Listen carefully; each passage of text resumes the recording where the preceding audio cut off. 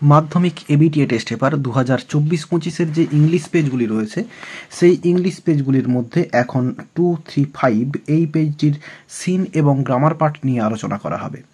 আর বলে রাখবো, আগের যে পেজগুলি রয়েছে সেগুলির সমাধান ইতিমধ্যেই আপলোড করা হয়েছে, ডেসক্রিপশন বক্স এবং এন্ড স্ক্রিনে প্লেলিস্ট রয়েছে, দেখে নিতে পারো। আর এর যে আনসিন এবং ভোকাবুলারি পার্ট সেটা কিন্তু আলাদাভাবে ভিডিওতে আপলোড করা হবে। তাহলে এখন 235 পেজটির সিন এবং গ্রামার পার্টের সমাধান।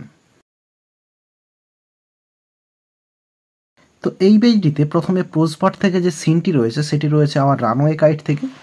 শুরুতে রয়েছে এমসিকিউ প্রশ্ন।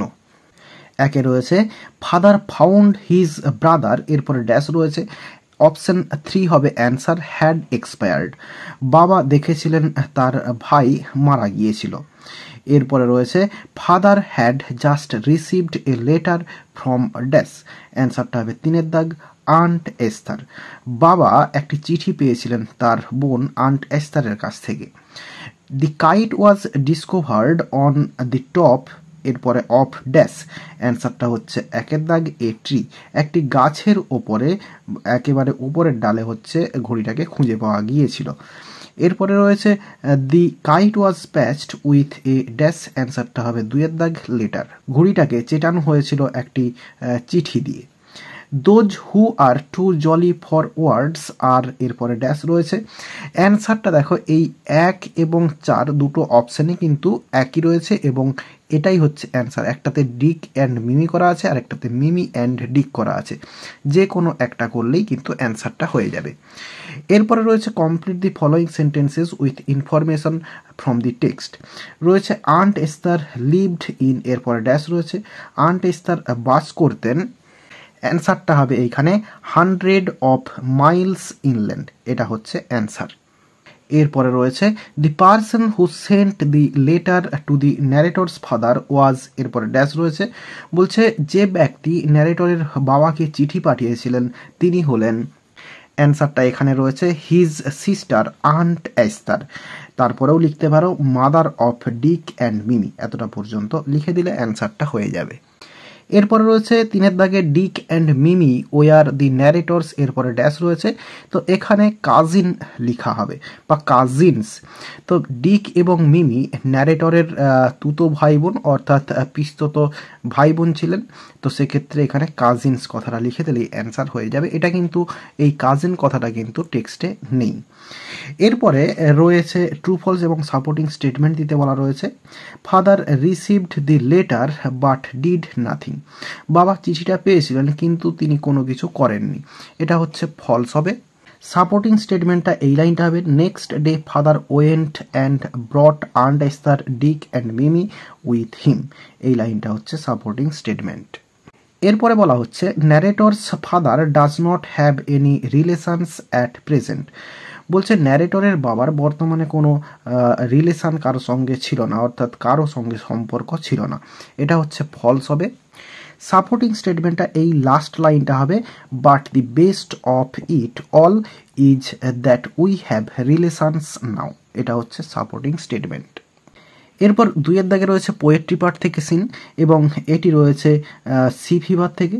শুরুতে এমসিকিউ প্রশ্ন। একে রয়েছে I must go down denotes the poets, এরপরে ড্যাশ, অ্যান্সারটা হচ্ছে 1 দাগ ডিটারমিনেশন, অর্থাৎ দৃঢ় প্রতিজ্ঞা প্রকাশ পাচ্ছে এই লাইনটার মধ্য দিয়ে।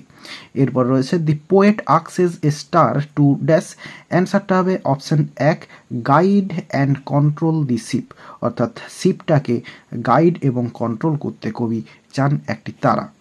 এরপরে রয়েছে the phrase the sea's face in the last line is an example of dash, অ্যান্সারটা হবে এখানে পার্সোনিফিকেশন। তো ব্যক্তিগুণ একটা আরোপ করা হয়েছে এই সি এর মধ্যে, সেক্ষেত্রে এটা পার্সোনিফিকেশন হবে। According to the poet sea life is, এরপরে ড্যাশ, অ্যান্সারটা হচ্ছে ফ্যাসিনেটিং। এরপরে বিয়ের দাগে যেগুলো রয়েছে আনসার দি ফলোয়িং কোশ্চেন্স, এগুলো খাতায় সমাধান করে দেখাচ্ছি। এখানে প্রথমে রয়েছে why does the poet want to go down to the seas again, তো কবি পুনরায় সমুদ্রে যেতে চান কেন। অ্যান্সারটা the poet wants to go down to the sea again because he wants to be close to the sea, watch sea creatures and feel the excitement of the sea voice.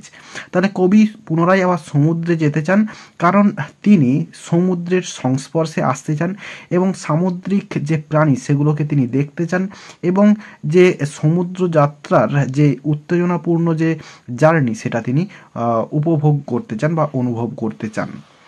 এরপরে রয়েছে what does the poet ask for his sea voyage, সমুদ্র যাত্রার জন্য কবি কী চান?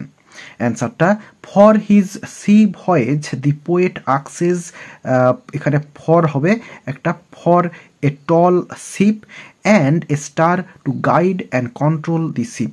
তো কবি একটা লম্বা জাহাজ চান এবং একটি তারা চান যেটা তার শিপকে গাইড করবে এবং কন্ট্রোল করবে।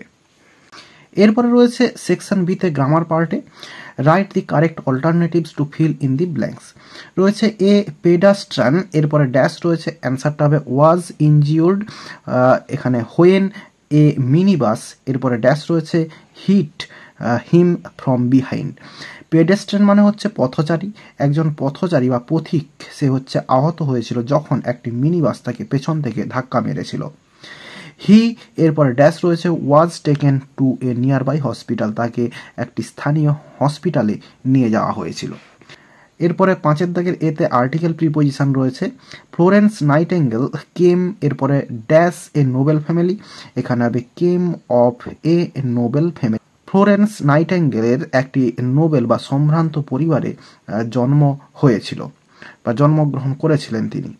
সি ওয়াজ বর্ন, এরপরে ড্যাশ রয়েছে, এখানে হবে in Florence when king George four was the ruler of England. তো তিনি ফ্লোরেন্সে জন্মগ্রহণ করেছিলেন যখন কিং জর্জ ফোর তিনি হচ্ছে ইংল্যান্ডের রাজা ছিলেন। এরপর বিয়ের দাগে এগুলো খাতায় সমাধান করে দেখাচ্ছি। এখানে প্রথমে রয়েছে ডিড ইউ ডু ইট, এটা হচ্ছে ভয়েস চেঞ্জ করতে দেওয়া রয়েছে। তো ইন্টারোগেটিভ সেন্টেন্সে রয়েছে ইউটা সাবজেক্ট, ডু ভার্ব এবং ইটটা রয়েছে অবজেক্ট। তাহলে সিম্পল পাস্ট টেন্সে রয়েছে ডিড দিয়ে রয়েছে, সিম্পল পাস্ট টেন্সে অ্যাক্টিভ ভয়েসে রয়েছে, প্যাসিভ ভয়েসে করতে হবে। তাহলে অবজেক্টটাকে প্রথমে সাবজেক্টে নিয়ে আসতে হবে ইট, ইটের পরে বি ভার্ব হয় ওয়াজ, তো সেই ওয়াজটা শুরুতে বসবে ইন্টারোগেটিভ সেন্টেন্স বলে। এরপরে এই যে ভার্ব রয়েছে এ থার্ড ফর্ম ডান, এরপরে প্রিপোজিশন বাই এবং সাবজেক্টটা বসে যাবে বাইয়ের পরে। তাহলে অ্যান্সারটা হলো ওয়াজ ইট ডান বাই ইউ। এরপর রয়েছে the school was over, the children rushed out, এটা হচ্ছে সিম্পল সেন্টেন্স করতে হবে। তাহলে আমরা এটাকে সিম্পল সেন্টেন্সে জয়েনিং করব যে নমিনেটিভ অ্যাবসলিউটের যে নিয়মটা রয়েছে সেই নিয়মে। তাহলে এখানে এই যে প্রথমে যে সাবজেক্টটা দি স্কুল এটা যেরকম আছে লিখে দেব। তাহলে দি স্কুল, এরপরে বিইং ওভার, বিইং ওভার, এরপরে কমা দিব এবং সেকেন্ড সেন্টেন্স যা আছে লিখে দেবো the children CHILDREN rushed RUSHED rushed out.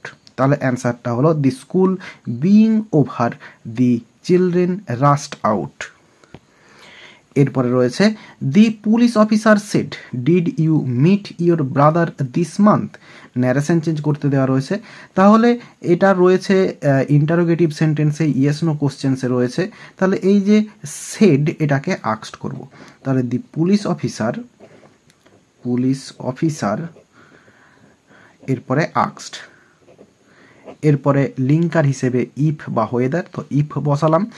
এরপরে সাবজেক্টটা হচ্ছে এখানে ইউ, তো এখানে হচ্ছে হি হবে পার্সন চেঞ্জ হয়ে, এবং তারপরে এই যে রয়েছে সিম্পল পাস্ট টেন্সে তাহলে পাস্ট পারফেক্টে হবে, তাহলে হ্যাড হবে এবং ভার্বে থার্ড ফর্ম মেট, এখানে হ্যাড মেট।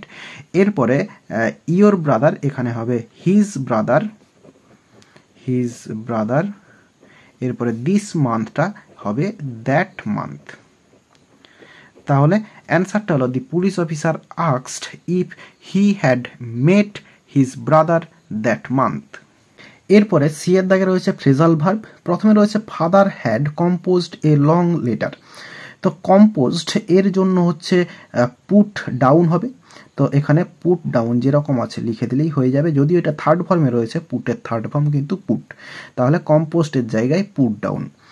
এরপরে দি মাউন্টেন মেট এ স্কুইরেল। মেট মানে দেখা করা, এটা সেকেন্ড ফর্মে রয়েছে। তো কাম অ্যাক্রস অ্যান্সার হবে, কিন্তু সেকেন্ড ফর্মে থাকার জন্য এখানে হবে কেম অ্যাক্রস, ACROSS।